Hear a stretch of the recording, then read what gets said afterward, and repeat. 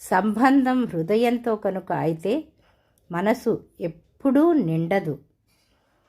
ఎందుకంటే మనస్సుతో కలిసే బంధం లెక్కకు కాదు, అనుభూతిలో ఉంటుంది. అది శబ్దంతో కాదు, భావనలతో పెరుగుతుంది. అవి దూరంగా పోతే విరిగిపోవు, అలాగే కాలంతో తగ్గిపోవు.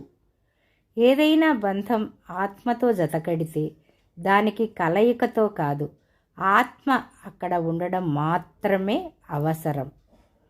ఇలాంటి సంబంధాలలో ఫిర్యాదులు కాదు, అర్థం చేసుకోవడం మాత్రమే ఉంటుంది. కోపం కాదు, నా అనే భావన ఉంటుంది. దానికంటే కూడా ఒక కనపడని నమ్మకం ఉంటుంది.